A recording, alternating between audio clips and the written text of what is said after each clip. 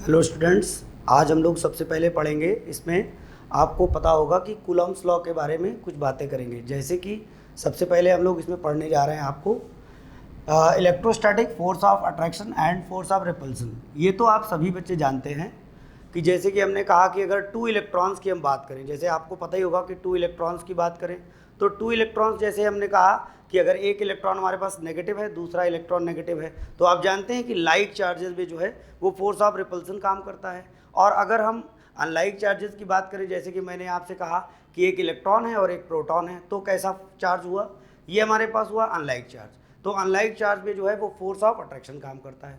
तो इन कॉन्सेप्ट्स को हम सबसे पहले समझेंगे। सबसे पहले हमने हेडिंग डाली है electrostatic force of attraction and force of repulsion. तो फोर्स ऑफ अट्रैक्शन सिर्फ लाइक चार्जेस में वर्क करता है। अगर हम बात करें, हमने आपसे कहा कि जैसे कि जो अनलाइक चार्जेस हैं उनकी बात कर लें। सबसे पहले अनलाइक चार्जेस में आप बात कर रहे हैं, एक आपने ले लिया प्रोटॉन और दूसरा आपने ले लिया बेटा इलेक्ट्रॉन। और इसमें जो फोर्स आपका काम करेगा वो कौन सा फोर्स काम करेगा, ये आपका फोर्स ऑफ अट्रैक्शन होगा।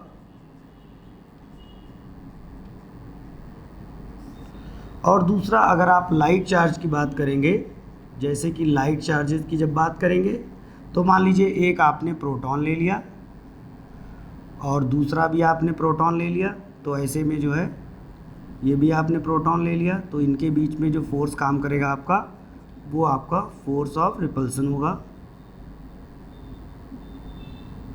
अब अगर आप ये क्वेश्चन पूछें कि अनलाइक चार्जेस में फोर्स ऑफ अट्रैक्शन क्यों होता है, तो इसका जवाब ये है कि ये इंटरनल प्रॉपर्टी होती है चार्जेस की, और इसकी डिटेल को आपको नहीं पढ़ना है। आप सिर्फ इतना समझ लीजिए कि अगर टू अनलाइक चार्जेस हैं, जैसे कि एक नेगेटिव चार्ज और एक पॉजिटिव चार्ज, तो उनके बीच में हमेशा जो है वो फोर्स ऑफ अट्रैक्शन काम करेगा। अगर आपसे कोई पूछता है तो इसका रीज़न आपको देना है कि ये इंटरनल प्रॉपर्टी ऑफ चार्जेस की वजह से ऐसा होता है। लेकिन अगर हम यही बात करें